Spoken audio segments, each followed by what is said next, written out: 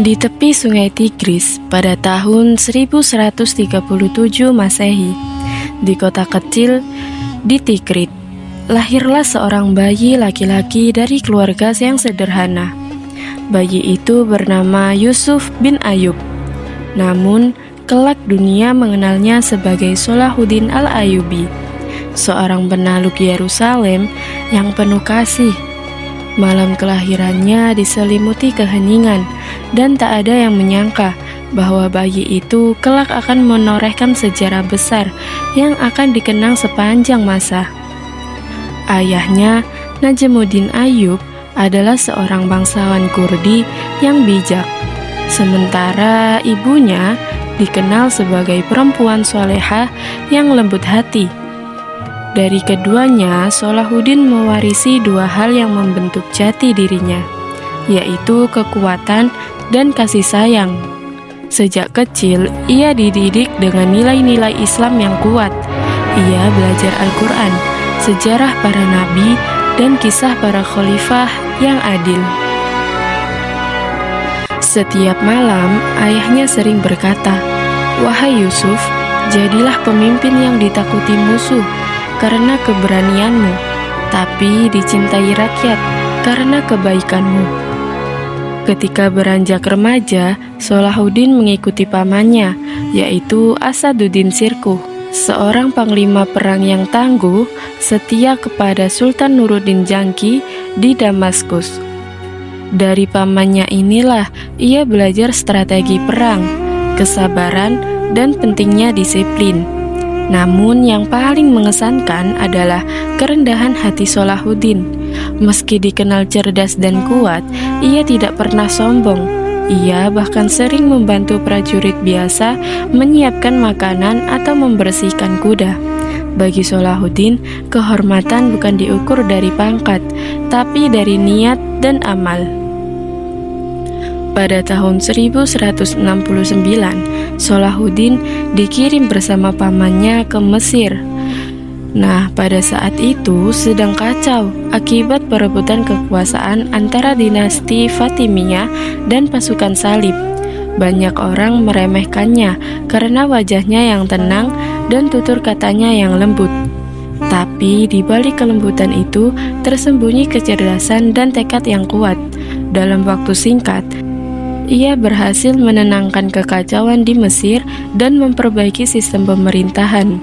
Setelah pamannya wafat, Salahuddin diangkat menjadi wazir atau perdana menteri. Ia memerintah dengan keadilan yang luar biasa. Ia menggantikan pemerintahan lama dengan sistem Islam yang lurus, namun tanpa kekerasan. Ia menutup tempat maksiat, memperbaiki masjid, dan membangun sekolah-sekolah untuk anak yatim. Dalam masa pemerintahannya, rakyat merasa aman dan sejahtera. Bahkan penduduk non-muslim pun menghormatinya karena sikap adilnya tersebut. Ia tidak pernah membeda-bedakan manusia berdasarkan agama, warna kulit, ataupun kedudukan. Suatu hari ketika ia berkeliling di pasar, ia melihat seorang penjual roti menolak memberi makanan kepada seorang anak miskin. Salahuddin mendekat tanpa memperkenalkan diri, membeli roti dan memberikannya kepada anak tersebut. Lalu ia menatap si penjual dengan berkata pelan, "Ketika kita lupa berbagi, saat itulah kita mulai kalah, bahkan sebelum berperang." Nah, kalimat itu menyebar ke seluruh kota, menjadi pengingat bahwa pemimpin sejati tidak hanya memerintah, tapi juga meneladankan kasih. Setelah Mesir kembali stabil, Salahuddin memusatkan perhatian pada impian besar, yaitu mempersatukan umat Islam. Saat itu, negeri-negeri Muslim terpecah-pecah, saling bermusuhan, dan mudah dikuasai oleh pasukan salib dari Eropa. Ia tidak ingin umat terus tercerai-berai, maka dengan kesabaran dan kebijaksanaan, ia mendekati setiap penguasa Muslim satu persatu. Alih-alih menaklukkan dengan kekerasan, Salahuddin memilih diplomasi dan keteladanan. Ia menunjukkan bahwa dengan bersatu, umat bisa menjadi kuat kembali. Dalam waktu beberapa tahun, ia berhasil mempersatukan Mesir, Suriah, Yaman, dan sebagian wilayah Irak di bawah panji Islam.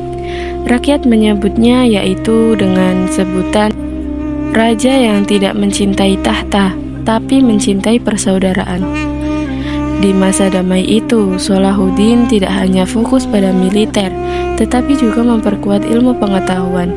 Ia membangun madrasah, rumah sakit, dan perpustakaan. Ia mencintai ulama dan menghormati ahli ilmu. Banyak ulama besar dari berbagai negeri datang ke Mesir untuk berdiskusi dengannya. Ia percaya bahwa peradaban tidak bisa ditegakkan hanya dengan pedang, tapi juga dengan pena dan akhlak. Namun, masa damai tidak bertahan lama. Pasukan salib kembali menyerang wilayah Islam dan melakukan kekejaman terhadap penduduknya. Hati Salahuddin pun terbakar, bukan oleh amarah pribadi, tapi oleh rasa tanggung jawab terhadap umat.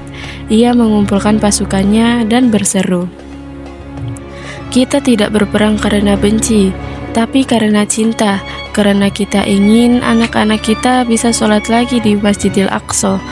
Pada tahun 1187, terjadilah Perang Hattin yang legendaris. Medannya berat, panas terik menyengat, dan debu menutup langit. Tapi dengan taktik cerdas dan keteguhan hati, pasukan Islam memenangkan pertempuran besar itu. Pasukan salib hancur, dan banyak pemimpinnya tertawan, termasuk Raja Kui Delusignan. Namun yang terjadi setelahnya membuat dunia terkejut. Salahuddin tidak membalas dendam. Ia memberi air kepada tawanan, bahkan menenangkan musuh yang menangis. Beberapa bulan kemudian, Yerusalem berhasil dibebaskan.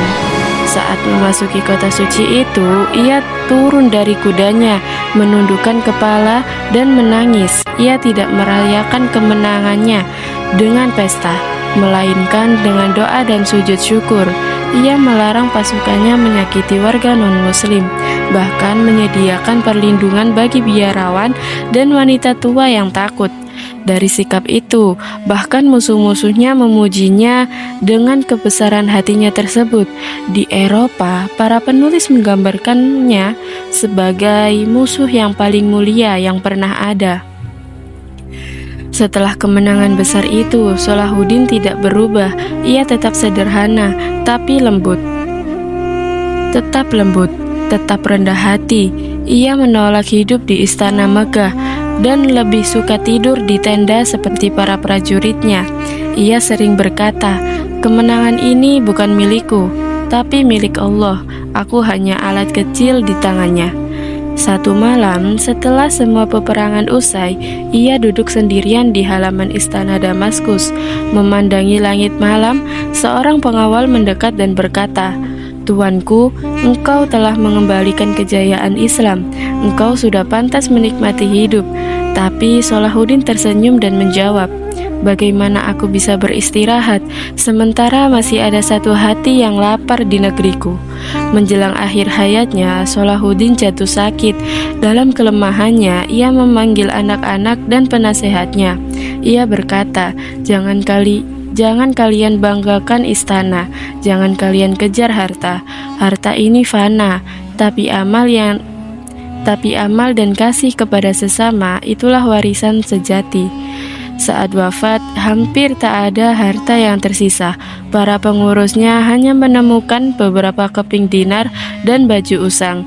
Ia meninggalkan dunia sebagaimana ia datang, dengan hati yang bersih dan nama yang harum. Dan teladan dari Salahuddin Al-Ayyubi ini adalah kita belajar bahwa kepada dunia bahwa kekuatan tidak selalu